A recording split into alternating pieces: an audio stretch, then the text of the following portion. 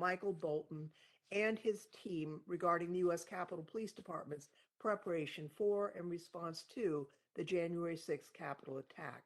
The focus of today's hearing is the final 4 flash reports in the series of 8 flash reports released by Inspector General Bolton. All 8 of these flash reports reveal systematic deficiencies throughout the U.S. Capitol Police Department in the areas of training, planning, policies, and procedures, intelligence, communication, and leadership and culture. 3 of the 4 flash reports that are the focus of today's hearing reveal these same deficiencies across the department's Command and Coordination Bureau, Hazardous Incident Response Division and Canine Unit, and Dignitary Protection Division. In these flash reports, we learn of a general lack of coordination and communication between these units and the department's operational leadership.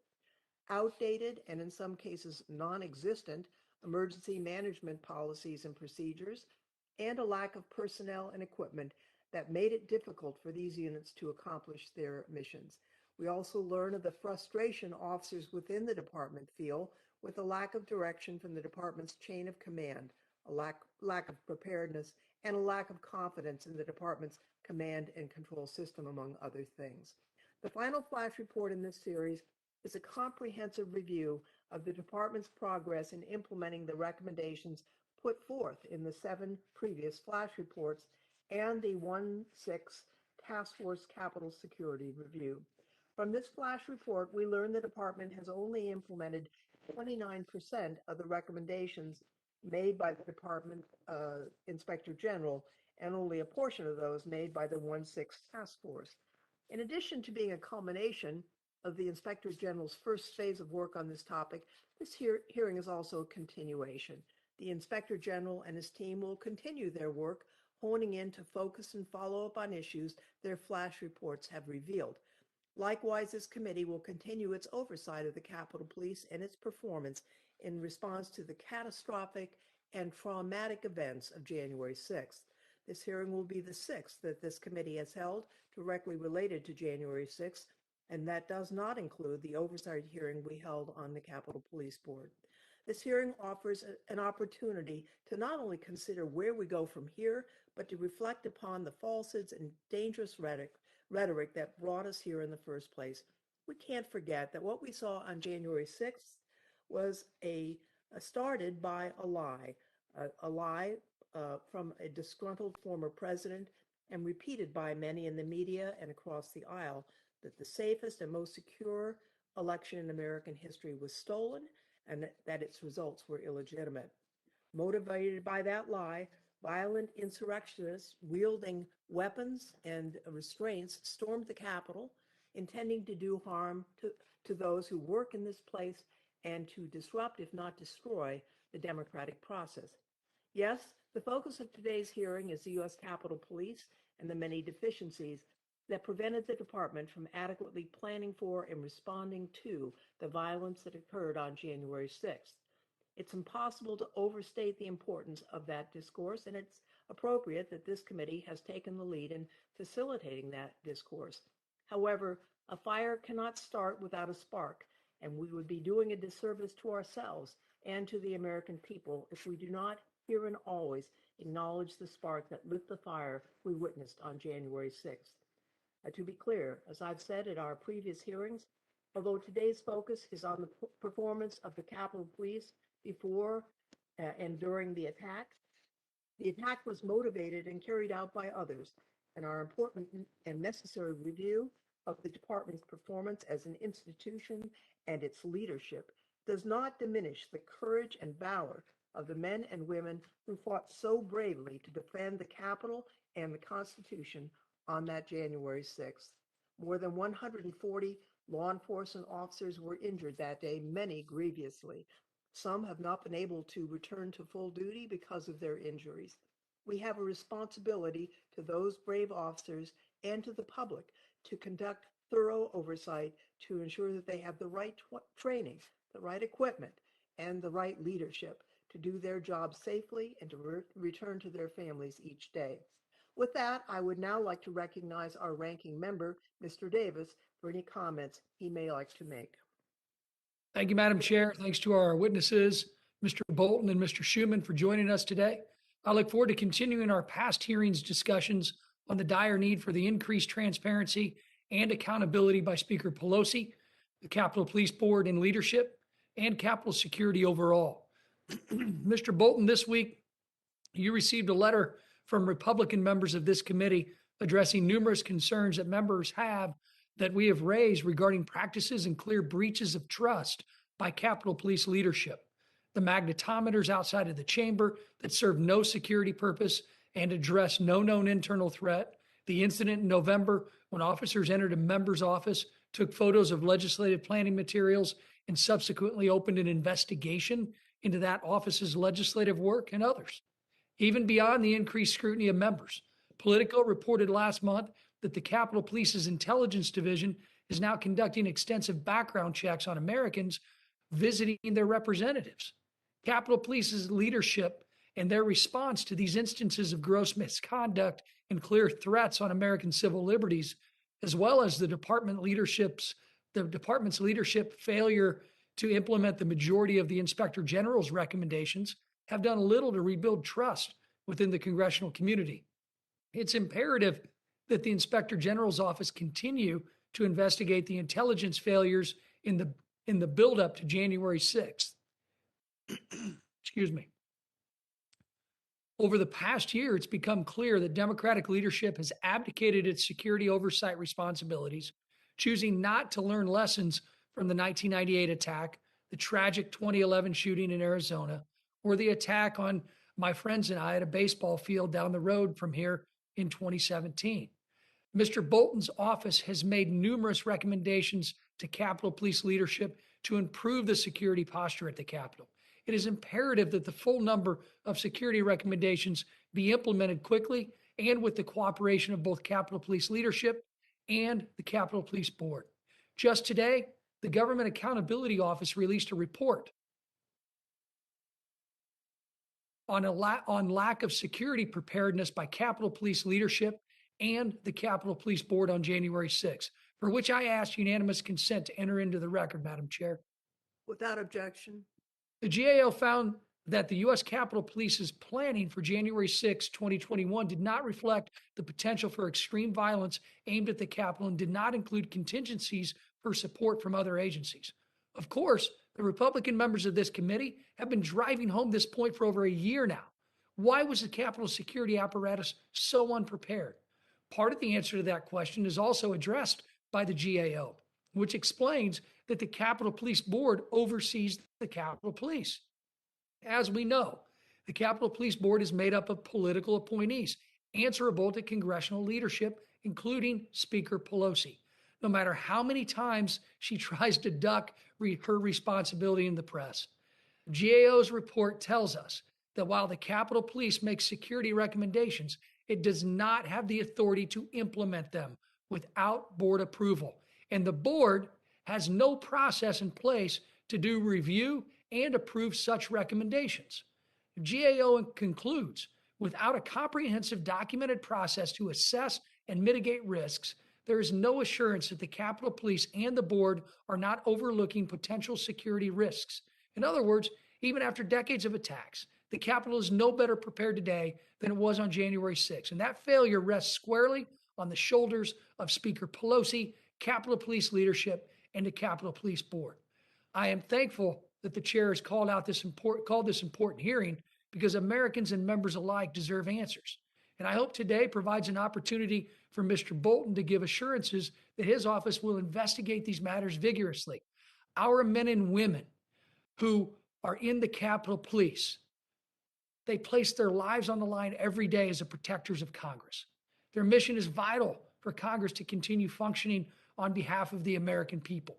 But that mission is undermined when the leadership of the Capitol security apparatus chooses to enact policies that are potentially politically motivated or infringe on the civil liberties of those who work in and visit our nation's capital. Let me remind everyone on this call and on this hearing today that neither Mr. Loudermilk or I would likely be here alive without the brave Capitol Police officers who ran toward gunfire so that we could run away from gunfire. We owe those heroes our lives. It's the leadership that needs to be held accountable for the decisions that they have to follow and live with in their daily operations and their daily workday. I hope Mr. Bolton understands the gravity of the situation at hand. And I know he works directly for the Capitol Police Board. But Mr. Bolton, we hope you will commit to keeping all members of this committee informed of your investigations as they unfold. Madam Chair, I yield back. Gentleman yields back. I just would, before recognizing our Inspector General, would note for the record that on January 6th, 2020, the Capitol Police Board was made up of the Sergeant at Arms of the House and Senate and the Architect of the Capitol, the architect appointed by President Trump, the Sergeant in the Senate by Mitch McConnell, and the Sergeant in the House by John Boehner. And the leadership of the Senate was Mitch McConnell and, of course, Speaker Pelosi in the House. I would now have the immense pleasure of introducing our witnesses. Inspector General Michael A. Bolton, of course, is no stranger to this committee, having testified before us several times about his office's previous flash reports. Inspector General Bolton assumed this role in January of 2019.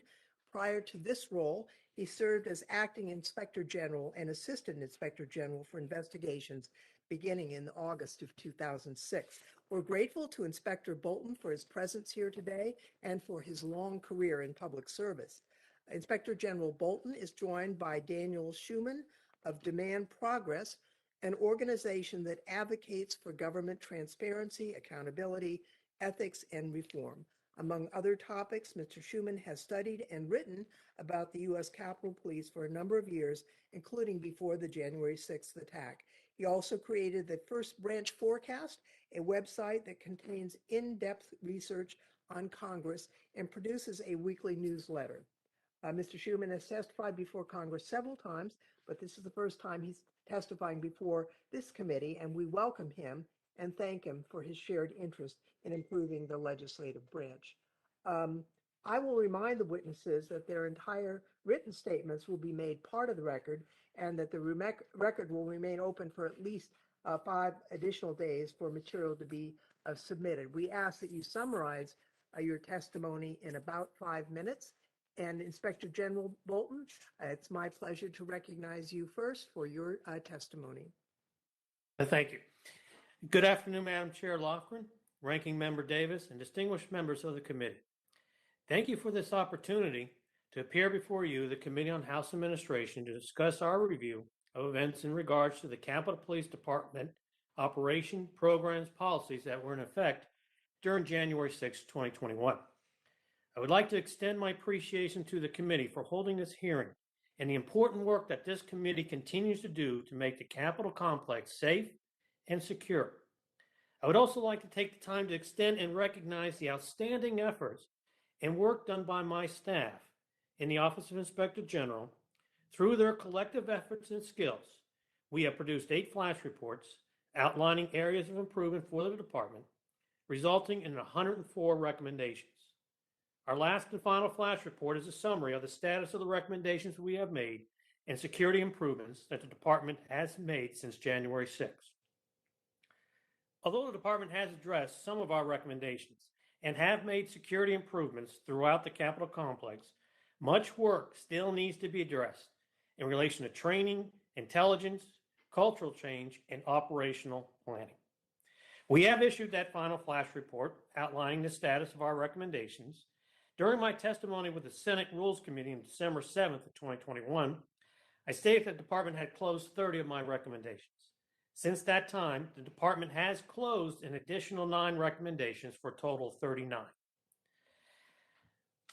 During my last hearing, we have issued 3 additional flash reports, not including the final one. Those included areas of departments such as Command and Coordination Bureau, Hazardous Incidents Response Division, K-9 Unit, and finally Dignitary Protected Division and Human Capital. Our 5th flash report is designed to communicate deficiencies within the department's Command and Coordination Bureau. Additionally, to gain a perspective on department-wide command and control challenges on January 6th, we contacted 86 Capitol Police officers and completed interviews with 36 of them who agreed to be interviewed.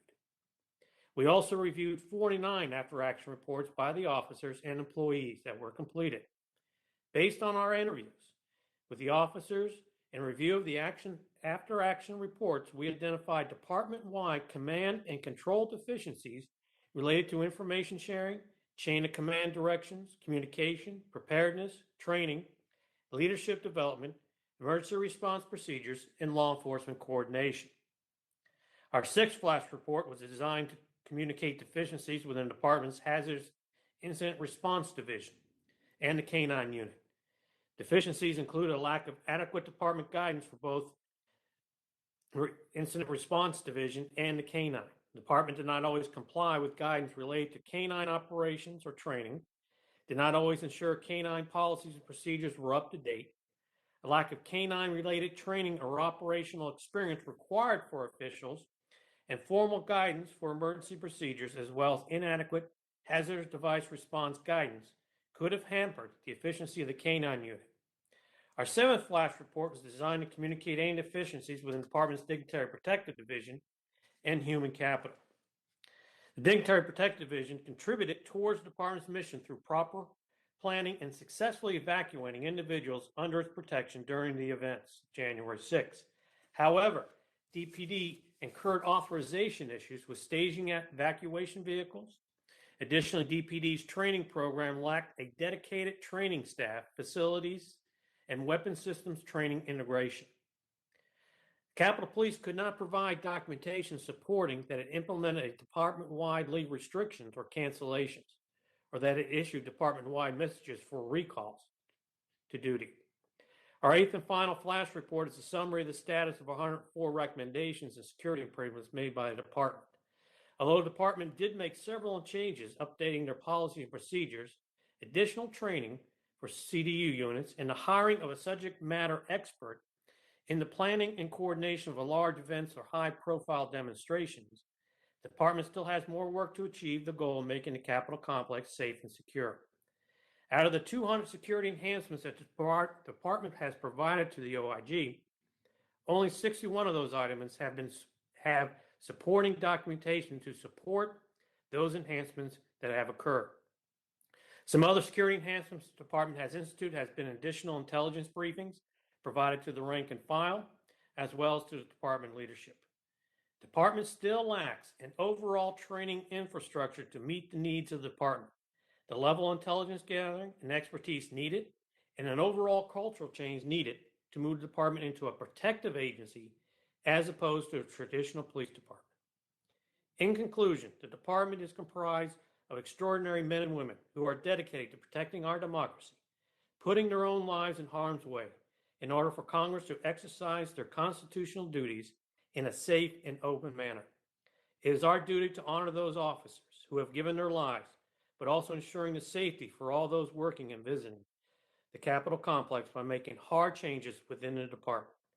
Finally, I would like to thank not only this committee, but the Senate Rules Committee and the Select Committee to investigate the January 6th attack for their continuing support of my office and the work they have done in protecting democracy so that events such as January 6th never happen again. Thank you for this opportunity to appear before you today, and I'll be very happy to answer any questions the committee may have at this time. Thank you so much, Mr. Bolton. We'll now ask Mr. Schuman to give his testimony to us in about 5 minutes. Thank you. Chairperson Lofgren, Ranking Member Davis, and members of the Committee on House Administration, thank you for the opportunity to testify. Over the last 14 months, the Capitol Police Inspector General has provided its expert analysis of the Capitol Police's operations, programs, and policies in effect on January 6th. My intent is to draw your attention to two things not addressed in the IG's flash reports. First, the structural limitations that narrow and limit the scope of the IG's findings, and second, the structural flaws that undermine oversight of the Capitol Police itself. The Office of the Inspector General should be fully independent of the Capitol Police Chief and of the Capitol Police Board. It is not. The Capitol Police Board appoints the IG. The board includes the Capitol Police Chief as an ex officio member. The board exercises general oversight over the IG. The board is not subject to investigation by the IG, and the board operates in near total secrecy. Let me illustrate how this is a problem. The report reportedly has directed the Inspector General in a non-public letter to never publish IG reports. By comparison, it is routine practice for federal IGs to publish their reports because this empowers accountability to Congress, civil society, and the public. The board reportedly acts unanimously, so any member can secretly block a change in policy that would permit the release of IG reports. In addition to full independence, the IG should be empowered to investigate the board and to publicly report its findings to members and to the public. We can only wonder whether there are pre-existing IG recommendations unheeded by the Capitol Police that could have made a difference on January 6th. Disclosure policy should go beyond IG reports. The Capitol Police should routinely disclose the agency's budget justifications, semi-annual statement of disbursements, arrest data, prosecution rate for threats against members, Office of Professional Responsibility discipline data, and minutes from its board meetings. In addition, there should be a civilian oversight board composed of stakeholders from across Capitol Hill. And there should be a process by which the public can request Capitol Police records. These structural limitations narrow the range of information available to the IG and to overseers and limit the IG's ability to make recommendations to you. Let me now address the structural limitations that undermine oversight of the Capitol Police. I say this, of course, right as my computer monitor has decided to stop functioning. Here we go. Sorry about that. Only a short while ago, the former acting Capitol Police chief testified that she reported to leadership, not to the committees of jurisdiction. In addition, recently one member of the Capitol Police Board who was appointed by one chamber declined to testify in person in hearings conducted by the other. These examples illustrate a fundamental problem with the Capitol Police leadership. They do not fully respect the jurisdiction of the oversight committees. The GAO shared these concerns in its 2017 report. I wish I had, but I don't have a clever recommendation on how to address this problem. Certainly, all members of the Capitol Police Board, should you choose to retain such a body, must routinely testify as a group before the Oversight and Appropriations Committees. Their understandings of their roles and duty to report must be adjusted accordingly.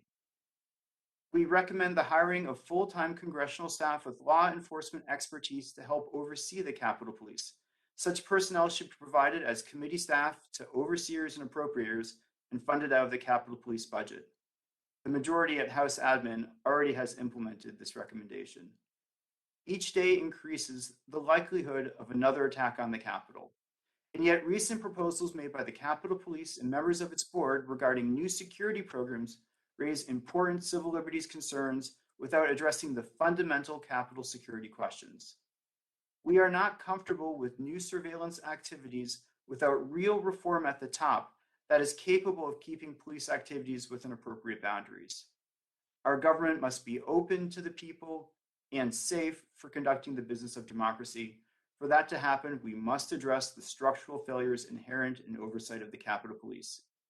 Thank you so much for the opportunity to testify. I look forward to your questions. Thank you, Mr. Schuman, and also Inspector General Bolton.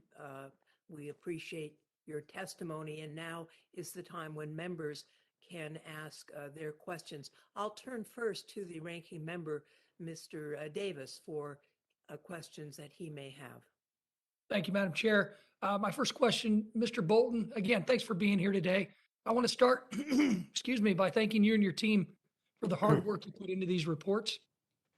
We have now had numerous hearings and meetings to speak about these reports, and your office has always been responsive to our questions and concerns. I want to ask you a few quick questions because we only have 5 minutes. So short answers, or I'm going to ask to reclaim my time.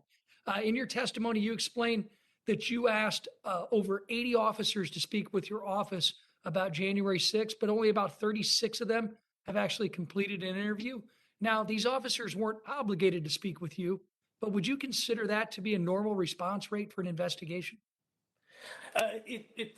For police officers, I would say that's about a normal rate. They're under no obligation because they weren't a subject of an investigation. We were just soliciting their information. Some just may not have had the time to be able to speak with us, or for whatever reason, but they weren't compelled to talk to us. Okay, well, fewer than 50% of officers responding raises concerns that the department has a broader cultural issue of reluctance to speak up.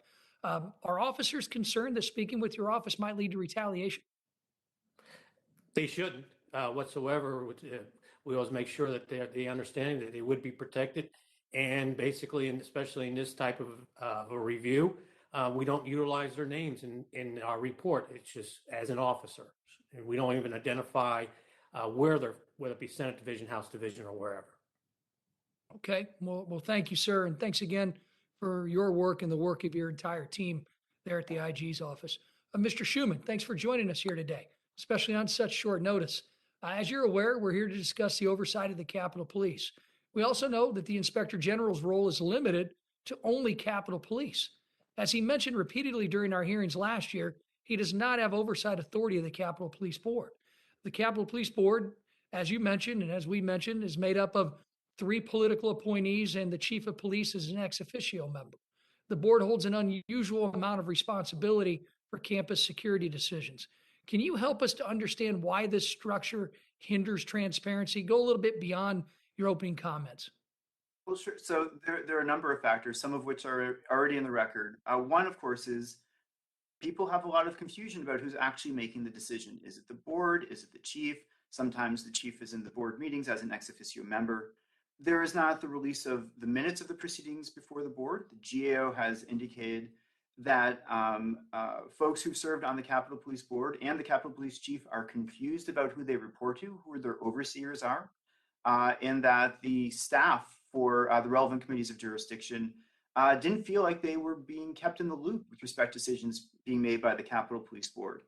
The architect of the Capitol, in his testimony, I think back in May, said that there needs to be more transparency and accountability in the board, that things are overclassified, that they're not made available and conversations can't happen with other folks, including staff and elsewhere, that there's a lack of dedicated staff.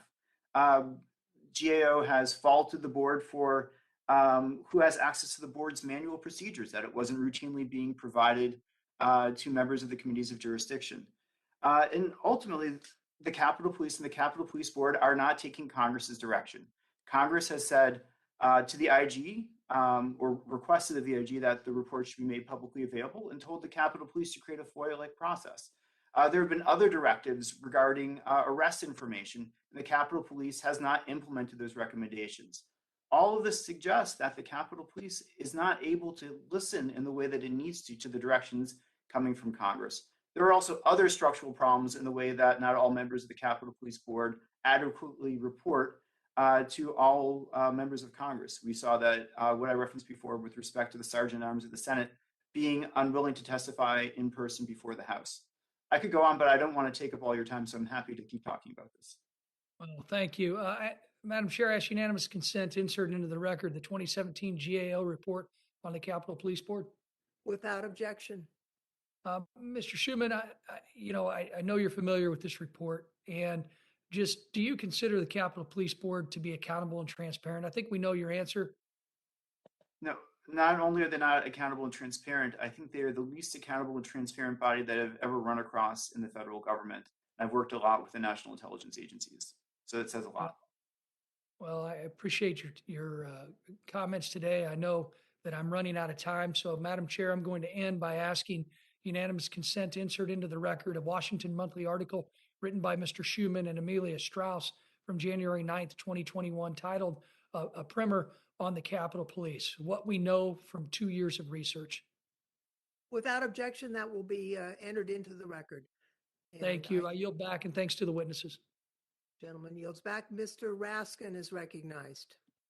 Thank you very much, Madam Chair. Mr. Bolton, was the department able to provide documentation to you that personnel at the rank of sergeant through inspector and the civilians in a supporting role attended periodic in-service training coordinated by the Command Coordination Bureau as is required by a directive of the department? No, that was one of the issues, that they could not provide us with the documentation on many of the training, and that will end up being brought up again in our Training Services Bureau review, which you all will be getting sometime in mid-March. So who's been responsible for the training of the department's sworn and civilian personnel, both before and after January 6th? Well, on paper, technically, that would be the chief's responsibility, obviously being the chief. But that would come under whoever is in charge of the Training Services Bureau. But again, my report or review is going to show you that it's so disconnected. There is no one source to track all this training and to ensure that it is being done. So just to follow through on that point, was it the Capitol Police Board that was ultimately responsible, or would you say it was so fragmented and fractured that nobody was responsible? It's fragmented, but certainly it would be the chief of police, not the board, but it would certainly be the chief's responsibility to make sure that all training is being completed. Okay, in your review of the K-9 unit, you found that in FY 18 through 20, K-9 officers failed to complete either basic radiation pager training or the refresher radiation pager training. In 2019, 10 K-9 officers did not complete the radiation pager training, and one officer did not complete any training at all between FY 18 and FY 20. Does the failure to train K-9 officers affect the security of the Capitol complex, and how severely was that a factor on January 6th? I wouldn't say it was a factor on January 6th, but it certainly could be a factor on the overall security and posture for the Capitol and providing the security within the Capitol complex. We can't make the link saying that that was a factor in January 6th, but certainly as the overall day-to-day operations, it can become a factor. Who's ultimately responsible for making sure that the mandatory K-9 training takes place? Ultimately, again, it would come down to being the chief as the head of the agency. It would be ultimately his responsibility. You found that the monthly 16 hours of maintenance training required for K-9 officers was not being completed. Specifically, you found that, quote, none of the K-9 officers had completed all 16 hours of monthly maintenance training during the sample month of December 2020. Could this failure to train result in a K-9 unit failing to be able to detect a possible IED or other hazardous material being brought onto the Capitol complex? It certainly could provide that vulnerability, not being able to properly detect those devices or even vaporwave dogs. So certainly it could degrade your level of confidence. Okay, you also found the department's Dignitary Protection Division training program is self-managed and comprised of instructors with collateral duties as active DPD officers. What are the deficiencies and dangers of having a self-managed training program, and how does that compare to the best practice standard? Best practice standard is completely separate, and that training would be conducted by non-operational individuals, although they have the subject matter expertise in it, but by allowing your own internal folks in the sense of operational, one training can slip through because they have other duties that they're going to be completing. So training is not going to be a top priority for them completing because they're doing the other duties. And it doesn't allow for that separation of duties where you are assured that that training is being completed and is correct and is mission driven. Okay, now big picture, Mr. Bolton, because all of us as members, and I think a lot of the staff know members of the Capitol Police Force, we are impressed by their heroism, their sacrifice, both of which were demonstrated on January 6th when they literally put their lives on to save, put their lives on the line to save our lives, to save Congress, the vice president's life, the peaceful transfer of power. And yet there's a disconnect between their commitment and passion and a number of these problems in the management of the force. How would you explain to somebody just looking at this from the outside what's gone wrong here? I think it goes back to initially when my first hearing before this committee is a cultural change where we need to quit thinking of ourselves as a police department, that we're going out and policing, that we are a protective agency, that our number one duty and our mission in all training, no matter what it is going to be driven by that mission of protection. And that way, what little hours we get in training, because those are difficult, operational needs are extreme right now, but that training has to be mission driven specifically. Thank you. I yield back, Madam Chair. Gentleman yields back. Gentleman from Georgia is recognized. Well, thank you, Madam Chair. I'm going to start my questions today with Mr. Schuman. And Mr. Schuman, I'm sure you're aware, as most everyone is, that one of our colleagues in the House of Representatives has raised serious concerns about Capitol Police officers recently improperly entering his office and taking photos of legislative planning material, and then launching an investigation into his staff as a result of that. Now, this member is a former sheriff, and understanding he comes from the law enforcement community and being a sheriff, he would have an understanding of lawful and unlawful search and seizure. He's also been an outspoken critic of the Capitol Police leadership. Now, while Mr. Bolton and his team are investigating this matter, can you describe for this committee some of the abnormal and unexpected behavior of security officials toward the Capitol Hill community? Thank you, sir. So I can't speak obviously to this particular matter, but there have been a number of other circumstances of unusual behavior by the Capitol Police. For example, in 2019, there was an officer who left his gun unattended in the men's room. This had happened 3 times previously, I think in 2017. There was reporting of police officers shoving reporters in the Senate basement. And also trying to stop reporters from talking to and walking alongside senators. In our research, we've identified, Inspector General Bolton was talking to sort of a protective approach, like that newer model, but the Capitol Police spend a lot of time arresting people for things like smoking pot on their porch 5 blocks from the Capitol, or going to Union Station and helping to remove unhoused people from Union Station, which is not something that one would expect of the security force focused on protecting the Capitol.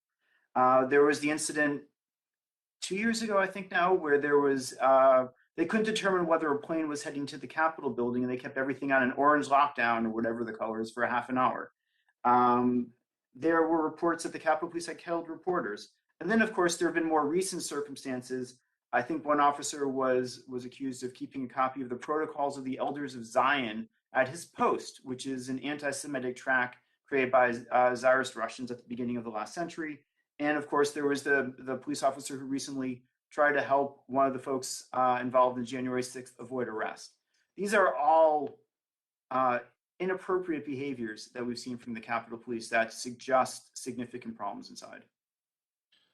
Now, in any of those instances, was there ever accountability for their actions? So in a couple of them, I believe that the officer who helped one of the people who attacked on January 6th, I think he was fired. I think he was ultimately terminated. He may have just been suspended. I think there was a consequence for the person who had the Protocols of the Elders of Zion. In the other circumstances, we know that there were retaliation against officers who, for example, shared information about the police officer. One of the police officers left his gun in the men's room, but I am not aware of other steps that would be taken.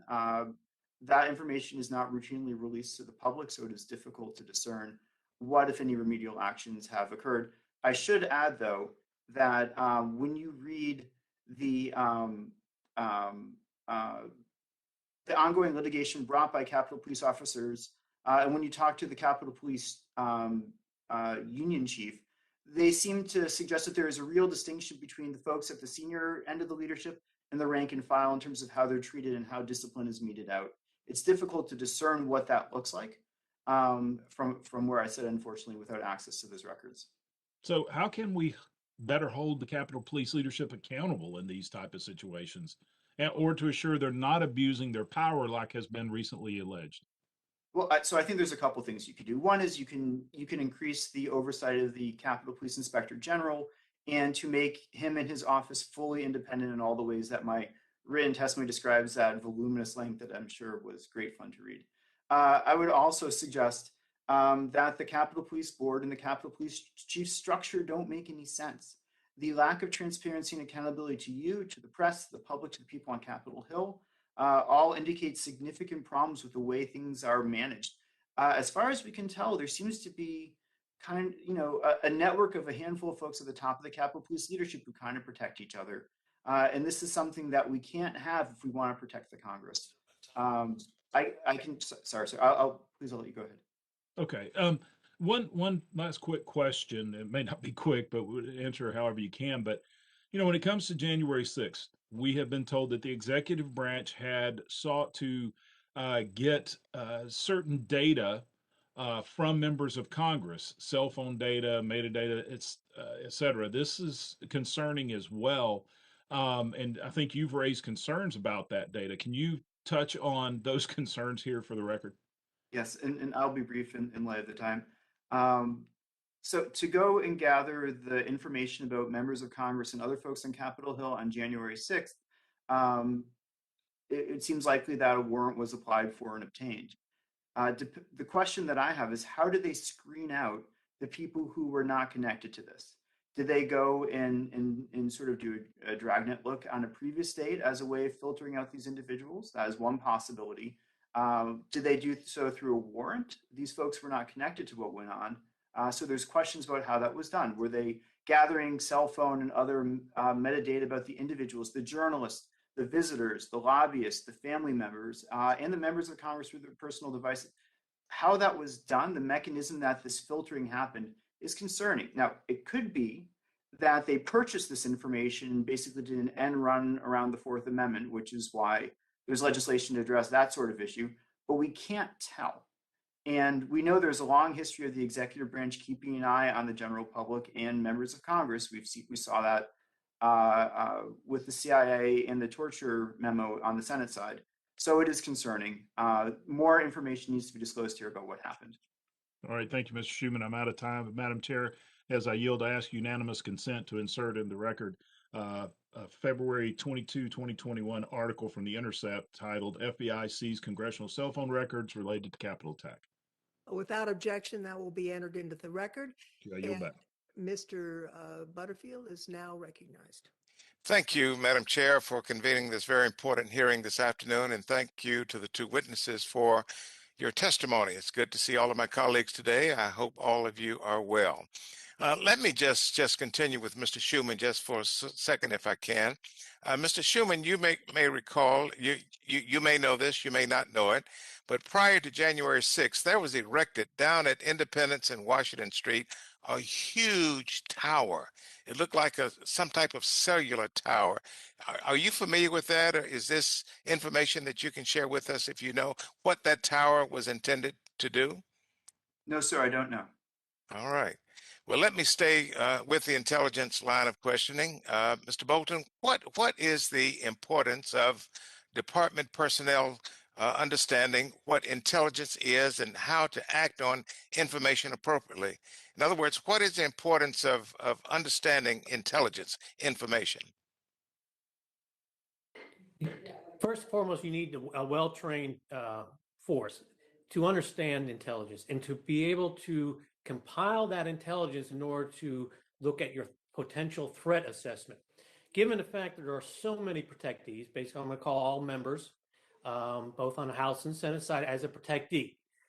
Whenever you go off this campus, there is a gap in security because you're not going to have an individual detail on you.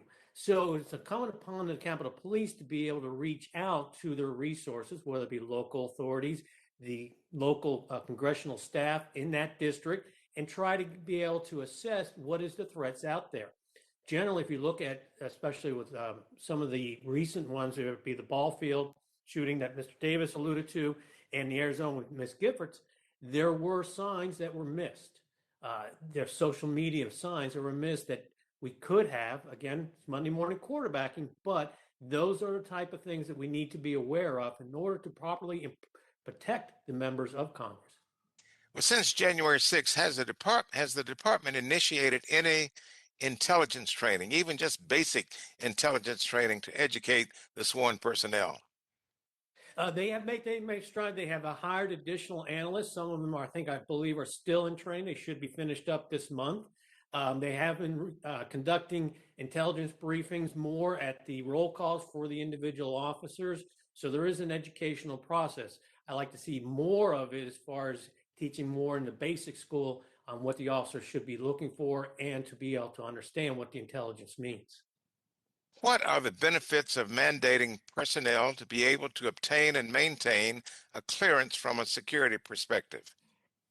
So first of all, what you're doing when you are making your force, I'm strictly talking about the Capitol Police, sworn and civilian. If you're sworn with top secret clearance and you're civilian with least minimum secret, you are elevating and raising the bar of your expectation of your employees on and off duty. They recognize that that they are certain expectations, whether it be here on campus, you have to be apolitical, on and off duty. This is simply as it is as a Capitol Police officer. It also provides a layer of protection against insider threat within the Capitol Police. Just recently, I think there was an article about a lieutenant within the Metropolitan Police with certain allegations that are raising questions. So it's very important to have that, but also allows the officers to move about from one position to another without having to, whether it be the SCIF or some other position within the Capitol Police, if everybody has a top secret clearance. Thank you. Thank you, Madam Chair. I yield back. Gentleman yields back. Mr. Stile is recognized. Thank you very much, Chair Lofgren. Speaker Pelosi has politicized and centralized control of the security in the United States Capitol. This can be seen through the implementation of fines for not wearing a mask on the House floor. It can be seen through metal detectors to enter the House chamber. And it can be seen through the extended closure to the public of the United States Capitol and the People's House. And unfortunately, it appears that this trend of politicization is getting worse. This isn't about the rank and file members of the Capitol Police who we all support. This is about leadership. There's been a concerning reports from the Capitol Police Intelligence Division investigating members of the public who are meeting with their elected representatives. There's also allegations that USCP is even investigating a lawmaker and photographing their office. It was discussed earlier. Let me be clear. I support the men and women of the Capitol Police, but many are feeling that Speaker Pelosi is using the Capitol Police as just another political tool in Washington. We cannot let this stand. It cannot continue. Mr. Bolton, in Chief Manger's reply to my letter regarding the published report about Capitol Police reviewing citizens meeting with their members of Congress, she requested you to investigate the reports, in particular as it relates to the Intelligence Division. Have you begun this investigation? And do you have any updates for us at this time? Wouldn't be able, yes, we have begun on both counts of the open source review as well as Congressman Newell's request. I can't give you an update at this time. It's ongoing, so I will hold any information until we have completed our investigation. But they are a top priority for my office, and we are working diligently to get those reviews completed. I appreciate your efforts in this regards. Maybe you can answer this question. Let me break them down. One is it regards the oversight of citizens meeting with their members of Congress. Are you receiving full cooperation, or are you meeting any resistance? We're receiving full cooperation from the department. Okay, and then as it relates to the investigation of a member of Congress who has alleged that individuals from Capitol Police came in, photographed evidence, that investigation you noted is ongoing. Are you receiving any resistance during that investigation, or are you receiving cooperation? We're receiving full cooperation at this time. That's positive to hear. I, along with my colleagues, look forward to reviewing your full report and hope that we're able to have a hearing when those reports become available. Let me continue with you, Mr. Bolton. One of the new policies put in place during the extended closure of the People's House, the United States Capitol, is that if a group of people or group of individuals want to meet with a lawmaker, the office has to send their names in ahead of time so that they can enter the building. Mr. Bolton, in your opinion, is there a security purpose or need for this type of closure? Well, it depends on what you're speaking. I think now that may be outside of my immediate purview, that those names are being submitted to the House Sergeant of Arms. So that's not within my purview of that. And that probably will be captured, or at least we'll have a better understanding to answer your question once we completed our review of the open source issue. So that right now I wouldn't be able to answer that completely for you. Understood. Mr. Schuman, do you believe that such a procedure would actually chill speech and limit individuals' opportunities to meet and speak with their member of Congress? Well, it sounds like the underlying question is whether the Capitol complex should be closed, which you're raising as is that, am I understanding you correctly, sir? Yes, and the fact that for a citizen to meet with their member of Congress in a congressional office, the name of that individual needs to be submitted and recorded by Capitol Security. Yeah, so I would suspect that probably has a chilling effect on some folks who would wish to come and meet in person in the Capitol, although there are alternate venues that are available to do so. I think that let me only because we're limited on time here, Mr. Schuman. Let me continue with you. The Sergeant at Arms, Mr. Walker, has mentioned in recent testimony that he's exploring implementing an insider threat program. Are you aware of any similar type of program ever been implemented before in the United States Capitol? Not in the Capitol, no, sir. And are there particular concerns with such an implementation that you would have in the United States Capitol, in particular in the legislative branch? Yes, if implemented badly, like we saw, for example, recently with the Department of Commerce, an insider threat program could basically spin out of control. The concern. So I appreciate your concern. You highlight my concern. So, Madam Chair, here's my concern. The security apparatus of the United States Capitol, I think, is continuing to be politicized by Speaker Pelosi. There's a lot of questions. We're having a good conversation here. All of us support the men and women of the Capitol Police, but we're challenged by some of the leadership decisions we're seeing here in the United States Capitol. Appreciate you holding today's hearing. I hope we have more of these in the near future. Gentleman yields back. Mr. Aguilar is recognized.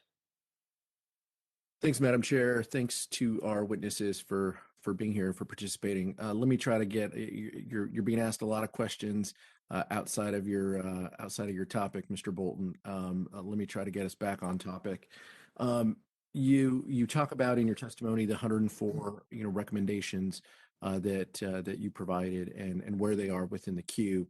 Specifically, I guess from a top level, what's needed to implement those recommendations? Do we need more time? Do we need more leadership? Do we need a change in policy direction? What do you feel to go from 30 to 50, from 50 to 70, ultimately to get to all 109 recommendations? What's going to be the most effective tool that we can use? Now, some of the recommendations are long-term. For instance, training. What we're recommending, and what you'll see in our subsequent report, is that an investment in training. It's going to be a large investment. It's going to take the committee's appropriations and also a will for the department to make this type of change. Some of the changes we could still be making now, like I said, in the cultural change, focusing on the type of training that we can do now. We need a system, and we're going to recommend some of these, that any and all training has got to be mission directed. It's got to be set forth of why you're doing that training. In other words, you have a lesson plan, you have objectives, and you have your expected results or outcomes for that training. We just don't do training for the sake of saying, oh, we're doing training. We also need to make sure that training is a continuous form. Now, in other words, we're just going to satisfy the IG committee, and we're going to conduct this training X, and as soon as everybody's happy with that, then we're going to go back to not doing the training. So we got to make sure we put into place the policies, procedures, the continuing business practice of conducting that training and making these other changes that are going to be different. Some are long-term, some are short-term, but the department is making some strides, and they have formed some committees within the working groups, I should call them working groups, to address the recommendations. Do those working groups have deliverables, timetables, milestones that they're under? That would be something that you would have to ask the chief. I wouldn't be able to set those timetables for them. It's really whatever the chief has set for those folks. You talked about the chief ultimately being responsible, the training bureau underneath the chief. It seems like within the training category, the most basic thing you can do is to just track who is being trained in what, and you note that there are some deficiencies there. Specifically, did you identify a critical deficiency with the department failing to have a mandatory leadership and development training program?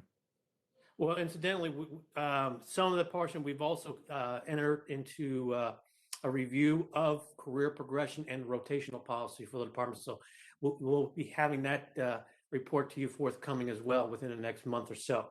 So we are looking into that career progression. That has been an issue, at least what we felt, that you're not training your future leaders.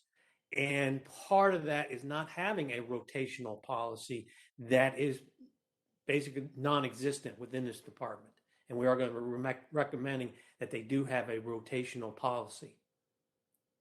Can you talk a little bit more about what that would look like? What do you mean by rotational policy? Whenever you're in any of these special units, whether it be K9, CERT, DPD, Dignitary Protective Division, you cannot have an individual officer spending 15 years out of their 18 years in that particular field. You're doing a disservice to the officer, and you're doing a disservice to the department as a whole, which is the most important thing, is what is best for the department. You need to have that skill set that they have enhanced training, whether it be CERT, K9, DPD, back into the field. One, you have a more experienced, a higher trained level individual back into the field, and you're giving your opportunity for your younger officers to have that opportunity to get into that specialized training. So now you're building a leadership that they have these different skills throughout the department. They can't spend their entire career sitting in SCIF or in the House Division or in the Senate Division. You need to have a mandatory training. That department can come up with 4 years, 5 years, whatever. They can model after certain other federal agencies where you're given one dog, and once that dog is retired, then you're moved out of that K9 section, and another individual will take your place and get that kind of training. So you're building your leaders as well, because they have that knowledge, skills, and abilities. The balance to that is not losing that institutional knowledge, right? So having a good framework, having a good program, moving people through to experience different skill sets while having that institutional knowledge to make the group run. Because the downside is if someone just walks into a system and it's a broken unit, that doesn't do them service as well. So I appreciate it. Thanks for the conversation, Director Bolton, and we look forward to continuing to read those reports. Yield back, Madam Chair. Gentleman yields back. Ms. Scanlon is recognized. Thank you, Chairwoman Lofgren. Throughout our oversight series here with the IG's investigation, we've had a number of specific disturbing trends that have been identified. Lack of training, inadequate resources, planning and leadership, absence of clear communication by that leadership to rank and file officers. They're all deeply troubling patterns that seem to impact most of the department's agencies and divisions. Most worrying to me is the lack of an acceptable, centralized, and dedicated plan for the January 6 events, and the absence of a process for developing similar plans for future events. And it's particularly concerning with some of our Republican colleagues continuing to embrace falsehoods and conspiracy theories to cast doubt on the legitimacy of the 2020 election, and other such colleagues encouraging far-right extremists to bring more anti-government protests to the Capitol. So it's obvious that the Capitol Police have to have the capacity to prepare and execute plans of action to meet ongoing threats of violence and disruption of government functions on or near the Capitol complex. So, Inspector General Bolton, I found your July 30th report very troubling with respect to what appeared to be gross deficiencies in command and coordination, which seriously impacted the ability of the Capitol Police to plan for and meet large-scale events. Can you provide us with a, kind of state of today assessment of whether that ability has improved, and what are the most important tasks that need to be accomplished to meet the next large event challenge?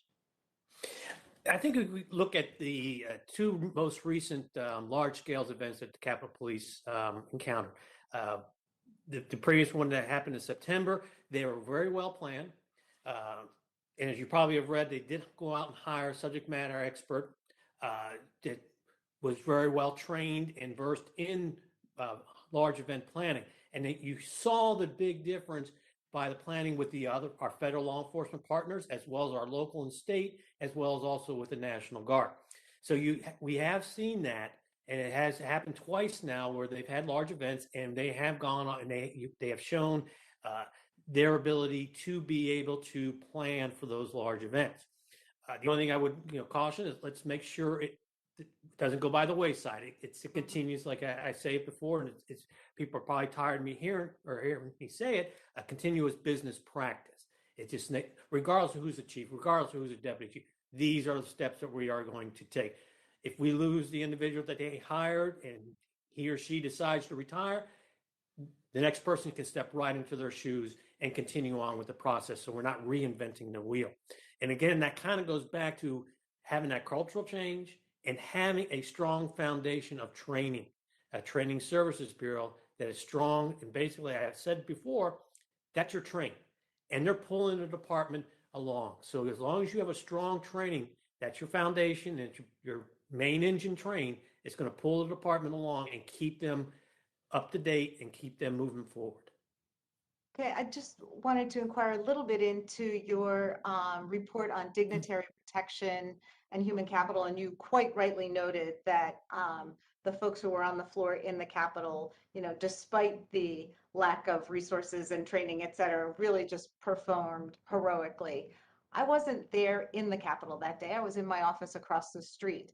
Who's responsible for ensuring protection of the officers across the street? Is that the Dignitary and Protection Division, or is that someone else? If it's in your office, unless you actually have a detail on it, that's going to be the individual officers that are assigned to that building, whether you're here at Longworth or the other Cannon or any other. Those are the officers. They should be incorporating, making sure your staff and yourself know, in case of emergency, where you're going to do and communicate. Well, maybe you just need to stay in place, shelter in place at that, but there needs to be that communication with the individual officers that are assigned to that particular building. Okay. We had a little bit of a flip on this conversation, some criticism about the practice of identifying visitors to the Capitol. Do you know, you've been with the Secret Service, right? Are visitors to the White House identified? Well, coming from the Secret Service, yes. The Secret Service does a complete background check and everything before that someone comes to visit. And in fact, that's in a way to chill those who might want to visit for violence or other nefarious purposes, right? Well, it's make sure we know exactly who's coming to visit the president or vice president, that we are aware. You can also sometimes it's situational awareness as well.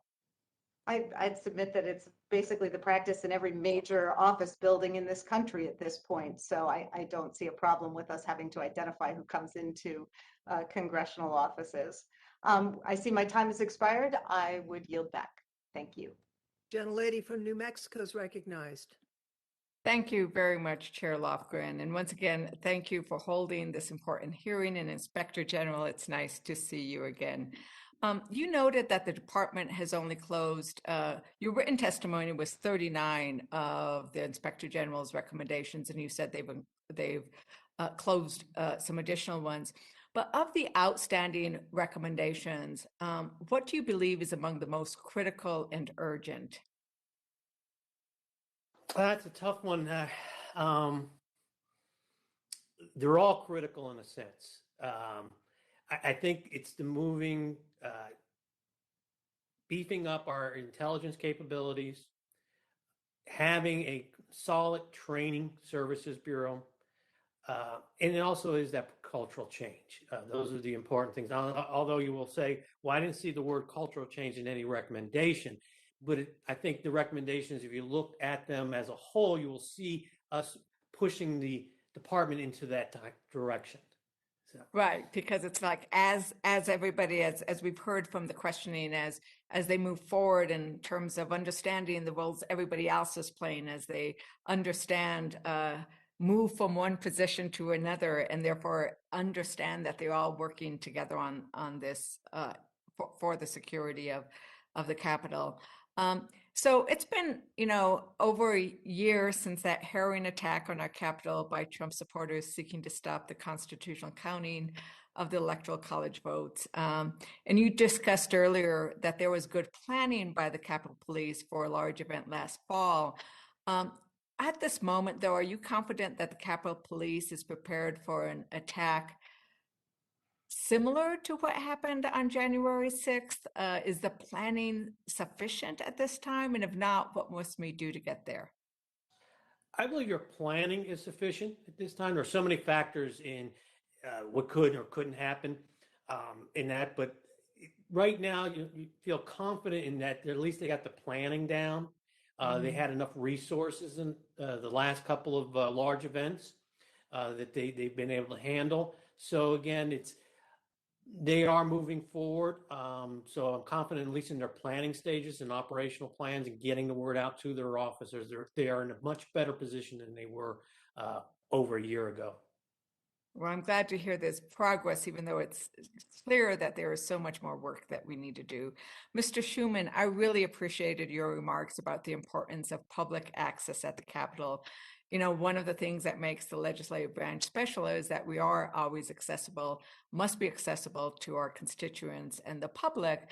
But as noted earlier, there are things that don't necessarily stop us being accessible, because we could always meet elsewhere, and identifying who you're meeting with is as noted something that is done in almost every building you go into after 9/11.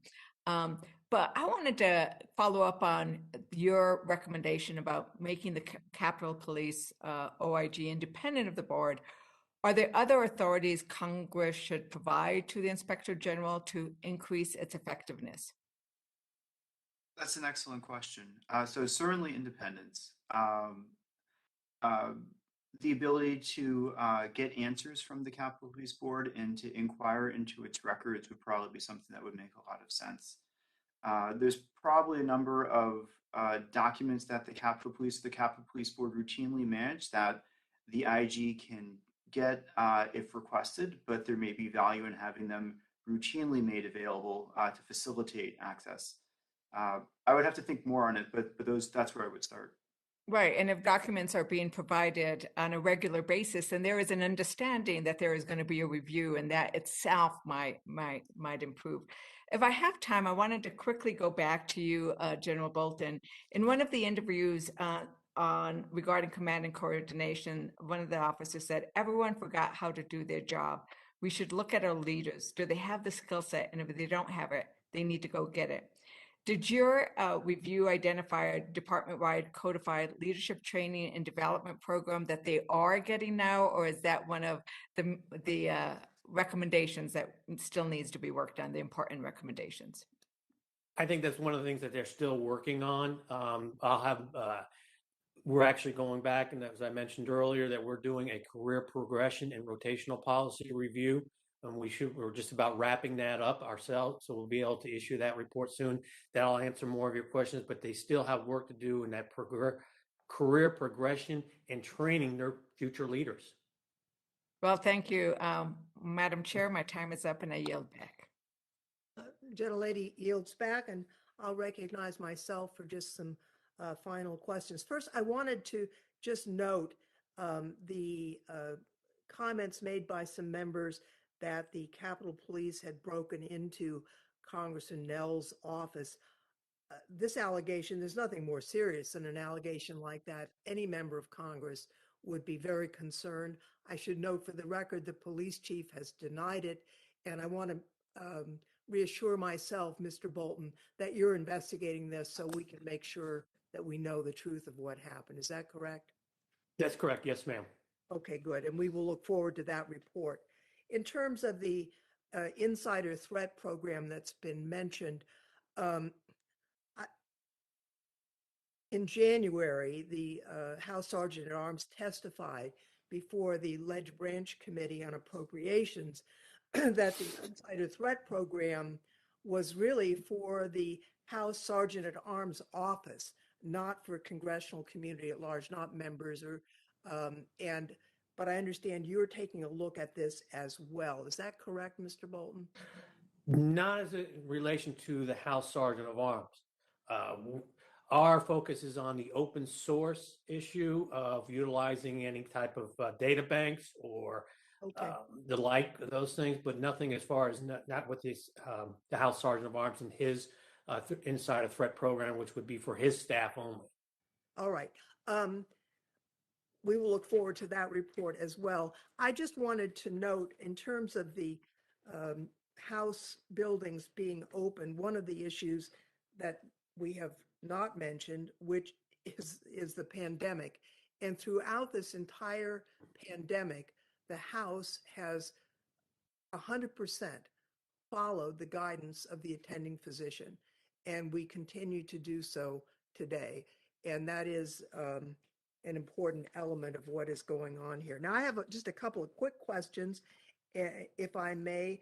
Mr. Bolton, you've made a number of recommendations, and you've done good. You and your team have done good work, absolutely. But not all of them have been implemented. And my question for you is, I'm sure you're talking to the chief, doing assessments on where they are and the like. Have these recommendations not been accomplished because the chief disagrees with them, because they don't have resources, or because they just haven't gotten them done yet? What's your judgment? I think it's a variety of reasons. Some are obviously, some of our recommendations do require additional resources, whether it be manpower or additional appropriated funds. So there is those are what I would classify as the long-term recommendations. There are a few recommendations that I think the chief and I are in discussions that he may not totally agree upon. We have met twice since early this year. So we continue to go through a dialogue. So we have an open dialogue and to work through those recommendations that they either have questions about or not quite fully understanding where we're trying to get to. So there's a variety of reasons for that, but they are at least working towards getting those recommendations closed. Okay. Now, the department has stated publicly that it has changed the way it processes intelligence. And for example, they've grown their intelligence staff from 14 to 32. They now require all staff to get and maintain top secret clearance. They've implemented new performance standards for intelligence analysts, new training, reorganized the command structure, addressed increased threats to members by additional protection at off-site sites where members are frequently present during sessions. On the other hand, they have yet to fill the Intelligence and Interagency Coordination Division Director's position with qualified individuals. You say that we have 34 recommendations outlining deficiencies. How do those recommendations relate to what they've already accomplished? Like I said, some of the recommendations that we did make is that hiring additional analysts, getting those analysts trained and continuous training. They have implemented that. They have put those, they have updated their policies and procedures. I agree with you. I'm hoping that they do hire a director here soon. One of our recommendations was, it hasn't been implemented, was moving intelligence into a division level as opposed to the current bureau level. We want to see it as a standalone within the department and elevate it to a higher level than what it is currently now. Okay. You know, Mr. Bolton and Mr. Schumer, I really appreciate your testimony today. And as I mentioned at the beginning of this hearing, we are going to keep this record open so that members may have additional questions. They're going to direct them to you. And we would ask that in that case, you give us your answers as soon as you possibly can. I would note, Mr. Schuman, that it's been helpful to get your testimony. We've thought a lot about how to structure governance of the Capitol Police. We've had our GAO report, but obviously it takes consensus between the House and Senate. I think the board structure it's been in place quite some time. It was intended to prevent, the politicization of a Capitol Police, which is an admirable goal, and yet has resulted in something that is not particularly accountable to the public. So your thoughts and comments are greatly appreciated, as is our Inspector General, who's always welcome here. I would like to thank the witnesses, and well, as I say, we will keep the hearing record open.